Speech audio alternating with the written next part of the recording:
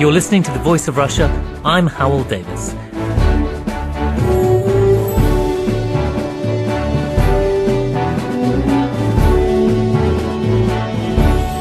Today we're discussing Hillary Clinton's decision to step down from her role as Secretary of State and examining how she leaves US foreign policy. She is, for just a few more days, possibly the most powerful woman in the world. Hillary Clinton has been US Secretary of State for the last 4 years. Years of upheaval and change, particularly in the Middle East. So has the first female to hold this post succeeded? Or have the sceptics who criticised her appointment in 2008 been proved correct? To answer this question and many more on foreign policy, I'm joined now by Mattia Toaldo, a fellow from the Institute for the Study of the Americas at the University of London, Matthew Jamison, a consultant fellow at the Royal United Services Institute, a foreign policy think tank, and by Alex Spillius, diplomatic correspondent for the Daily Telegraph. If I might start with you, Alex, how do you think she's done? Have those sceptics been proved right, or has she succeeded? I suppose it's hard to say when any Secretary of State or any foreign diplomat has succeeded, because a term is limited. She's 4 years in what is an exhausting job. Typically, no one serves more than 4 years these days. Such are the demands of the job. And the sort of issues that are presented to a foreign secretary or a Secretary of State often can't be solved in 4 years. I mean, diplomacy goes on and on and on very often, doesn't it? And it's true to say, I don't think she's presented any major successes to her boss, Barack Obama, in terms of a treaty or a great peace deal, or, she's certainly got nowhere near resolving the Middle East, which is the greatest long-running unsolved problem. And Obama, of course, in his famous Cairo speech, came to the Muslim world and said, look, we want to be friends with you in a way after the George W. Bush years. And that hasn't seemed to have panned out as the president might have hoped. Well, I think there have been mixed results. I mean, the US still remains a beacon, I think, for many, many people in the Middle East. Many people want to emigrate there. Many people admire much about the United States. But it has been, at times, it was slow to pick up on what was happening in terms of the Arab Spring. It was slow to sense the extent of popular uprising against Hosni Mubarak. There are a lot of people in the Middle East who think it should have been more aggressive in intervening in Syria. So there are people who are disappointed, but at the same time, I think its reputation has, by virtue of the fact that the Iraq war has now been wound down, the Afghan campaign is being wound down, then there's less direct US military involvement in the Middle East at the moment. So I'd say overall its reputation is marginally enhanced after 4 years. Mattia, do you think the Americans were quite slow to react to the Arab Spring? It was a difficult situation, especially because at stake was Egypt, the most relevant regional ally of the US. It was hard for Hillary Clinton in particular because of her personal ties with the Mubarak family. It was hard because Egypt implies the special relationship between the US and Israel, and the Camp David Treaty was at stake. I think in the end, the US decided to save the regime and drop Mubarak, which was probably the smartest thing to do given the traditional US policy in that scenario. I'm not sure Hillary Clinton played a relevant role in this scenario. I think she actually was not very involved in policymaking, especially in the Middle East, and she devoted more attention to China, Russia, and global issues like climate change or women rights or gay rights or the freedom of the internet. Matthew, it might just come to you. The Americans have kept the strong relationship with Israel, of course, in the Middle East, but there have been great stresses going on over the last 4 years. Yes, there have indeed. I mean, Mrs. Clinton, when she became Secretary of State, you could probably have viewed her as probably being more pro-Israel than President Obama. As a senator for New York, she built up a very strong relationship with many of the sort of pro-Israel groups in New York State and Jewish groups. And her husband in his administration had a very strong record of being pro-Israel. But the current government in Israel under Benjamin Netanyahu has proved very unwilling to cooperate with the Obama administration. Of course, the president demanded that there was a complete halt to settlement activity in the West Bank early on.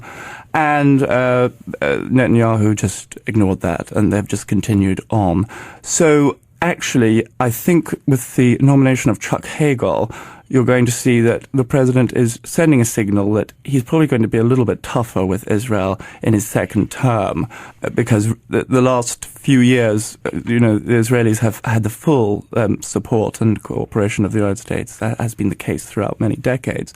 But they haven't really moved as far well, they've carried on building settlements, for example, exactly, and they've ignored direct American requests not to do so. Yes. And for, the relationship is so important and so strong between the United States and Israel, and means a great deal to so many people in Israel, that I think that has created a great deal of unease among some Israelis that the Netanyahu government has been so blatant in not being as cooperative with Washington as it perhaps should be on these matters. Mattia, in the Middle East, they've also had, of course, the crisis with Iran. How do you think the Americans have handled that? Because it seems to be that the Iranian nuclear program has slowed slightly, but it is still going ahead. It's interesting because we're all discussing the issue of whether the U.S. should support an Israeli war against Iran. But if we think about that, maybe this war has already started, although in unconventional terms.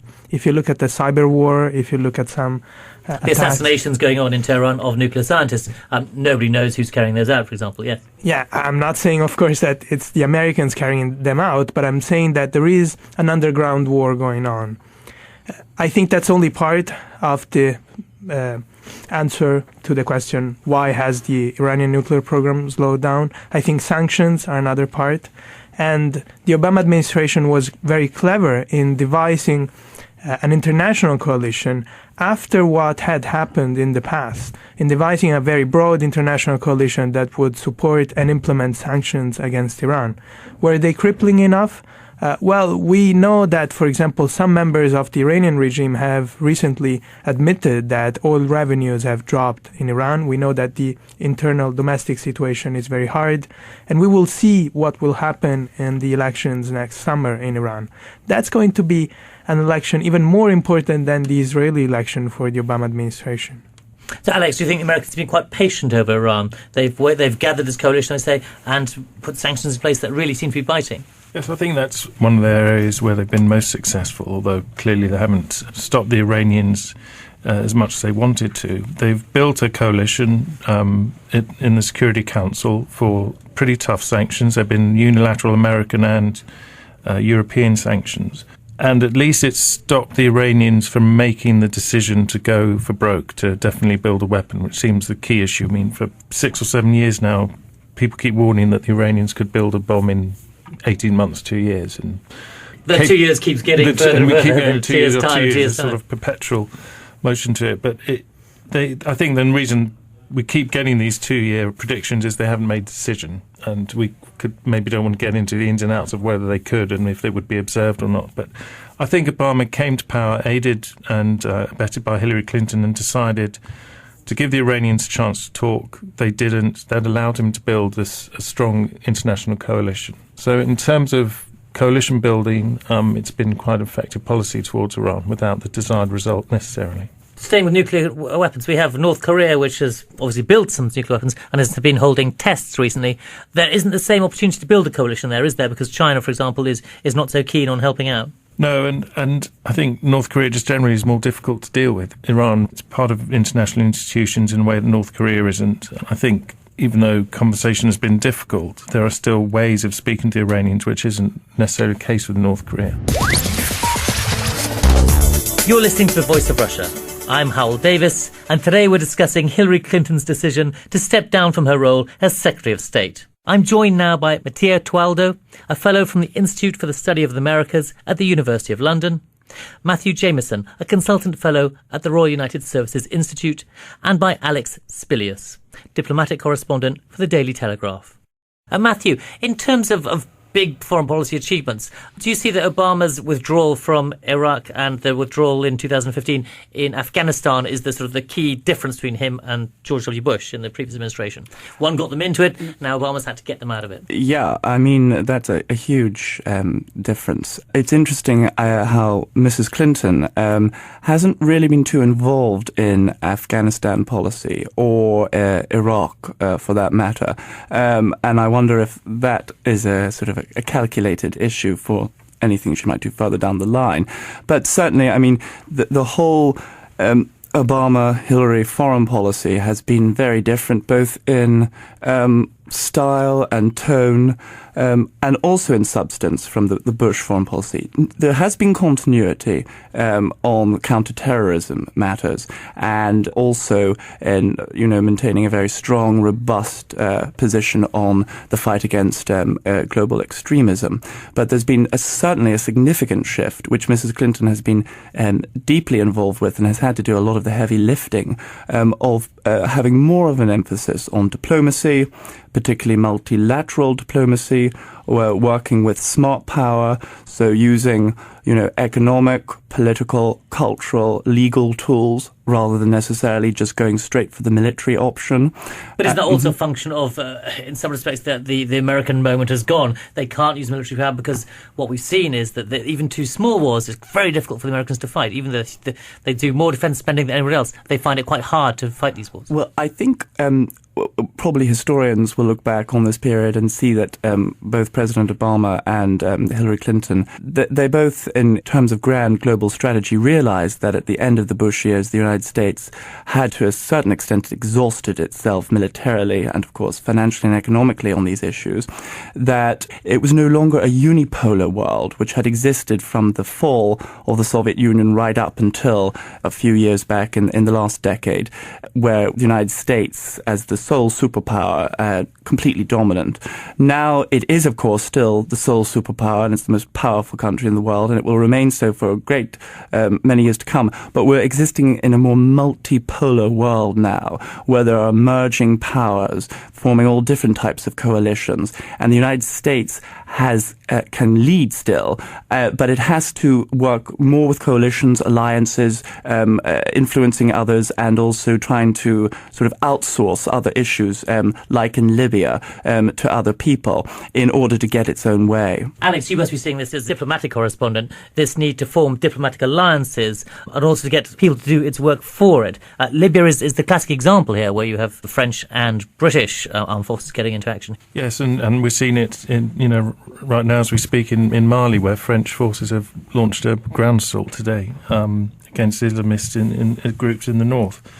I think Obama and Hillary Clinton have handled quite well this balance of trying to maintain America's superiority whilst saying to partners, we need you to play more of a role. You can't always scream for help as soon as anything goes wrong and expect America to come running. Those days are over. I mean, he's taken criticism at home for that, because many Republicans said, well, you're sacrificing America's supremacy and you're not leading from the front. One of his officials at some briefing, I think during the Libya campaign, said the American role now is to lead from behind. They regretted saying it as soon as it came out of his mouth. But it's true to an extent. I mean, he wouldn't have said it otherwise, I don't think. And that got a lot of heat from Republicans. I think we'll see, as long as there's a Democrat in the White House, this will be the pitch for American foreign policy. So for another 4 years, certainly. And even if the next president's a Republican, he might see the wisdom of it in time to come. Is Obama slightly unlucky in the next 4 years in that he's got his main allies, the Europeans, for example, are focused very much on domestic economic issues. They're not willing to step up to the plate, perhaps, on big diplomatic issues, and they're not willing to spend money on the military either. The decline in European military spending concerns the Americans greatly. So I think there's enough focusing power, if you like, in Europe to handle Iran, because they've been handling that for some years. The French obviously are able to get involved in Mali, but you do get the feeling, you're right, that if some other major crisis breaks, that Europe is just going to be too exhausted by trying to keep itself together and trying to keep its currency together to be much use to America. Turning slightly to Russia, Mattia, if I might talk to you. They came to power, the Obama administration, saying, we want to reset relations with Russia, and it's not gone well, I think it's fair to say. And the surprising thing, to add on top of what you said, is that, well, Hillary was very soft in a way with China, very clever in trying to avoid to a great extent, any kind of breaking point with China. She was not as accurate with Russia. Accurate?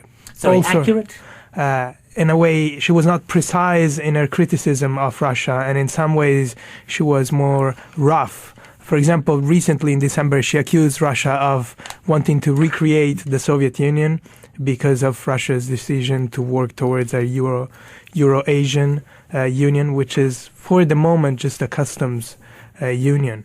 It's interesting to see this in comparison to her other positions toward other areas of the world. But I think that after all, in a tough neighborhood, the Obama administration managed to keep Americans' credibility high after the big credibility gap created by the Bush administration. And also the Americans chose a human rights activist as the ambassador to Moscow. That caused quite severe problems, didn't it? Yes. I mean, it's interesting how it seems as after the Cold War, every American administration, whether it be Republican or Democrat, comes into power wanting better relations with Moscow. And by the end of their tenure, they're back at loggerheads again with the Kremlin. And this was the case with the Obama administration. I mean, they came in, there was a great fanfare of this reset to signify a new chapter in relations after the difficulties with the final Bush years.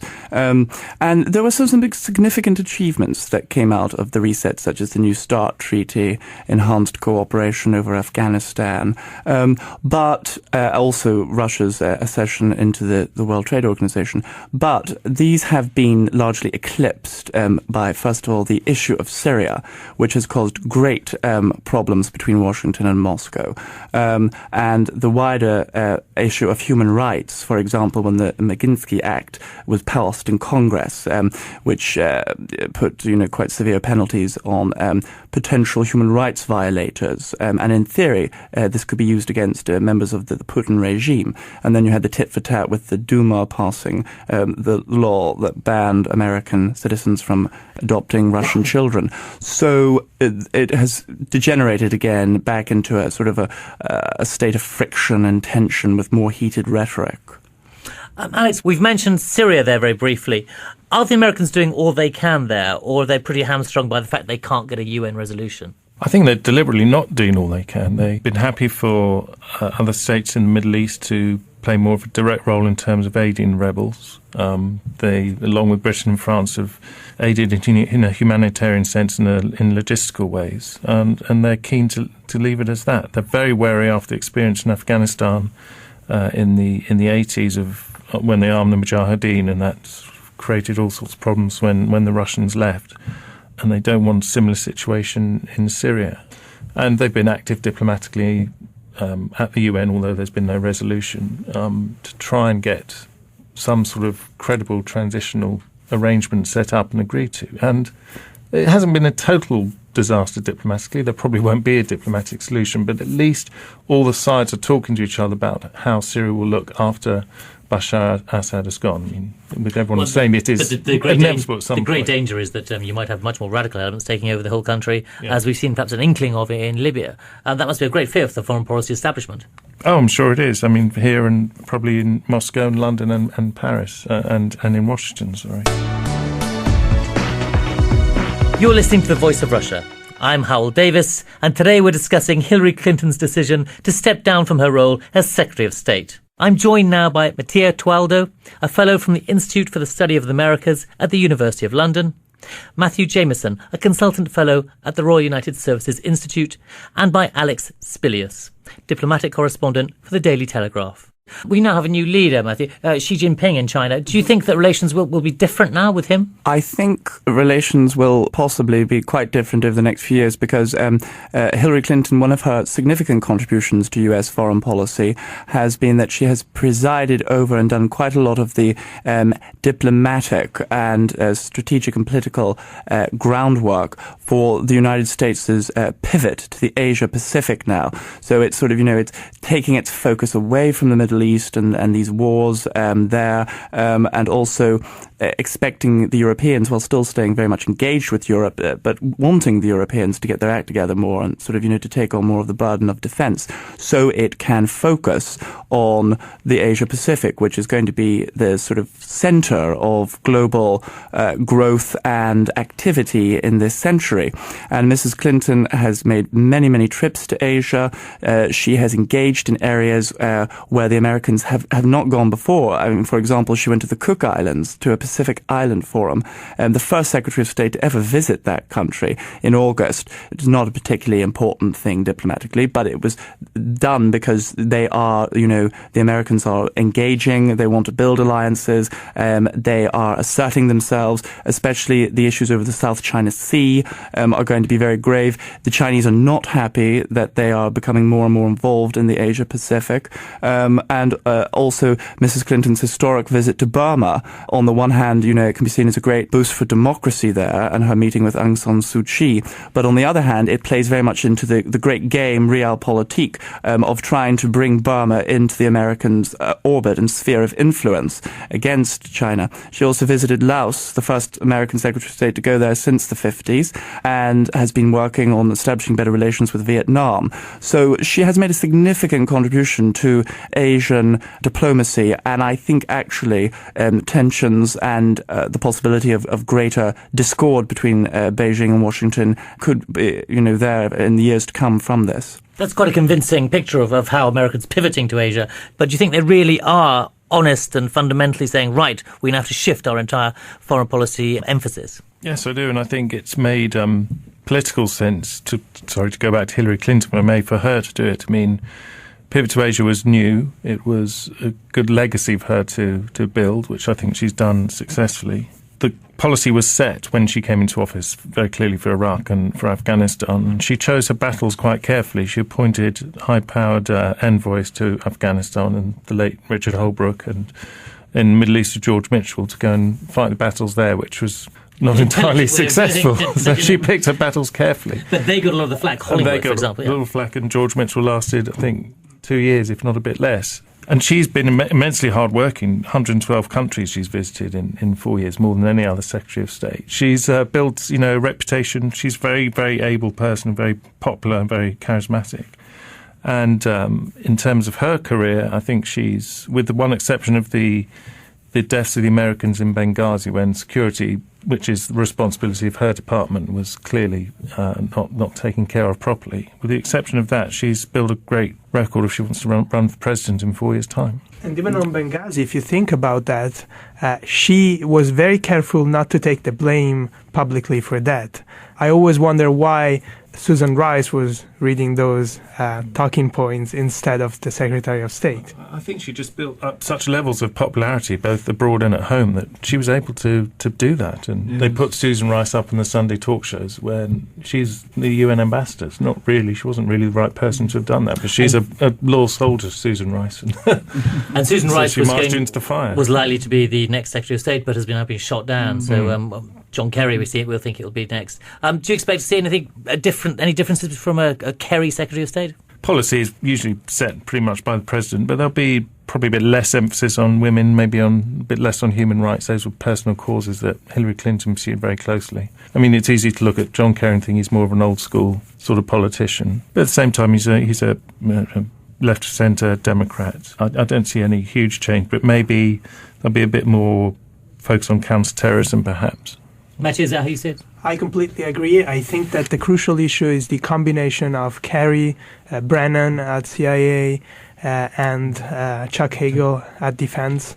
I think the U.S. will be even more reluctant to resort to open war, and maybe they will resort more to drone strikes, cyber warfare, covert actions, and these kinds of foreign policy tools. On the other hand, I think that the Obama administration has been very centralized in terms of foreign policy decision-making, and the president has always called the shots, especially because of his intellectual skills. We have talked a lot about pivoting Asia. Well, we shouldn't forget that Obama has lived in Asia. He was the first really international and global president of the U.S. Matthew, more of the same then?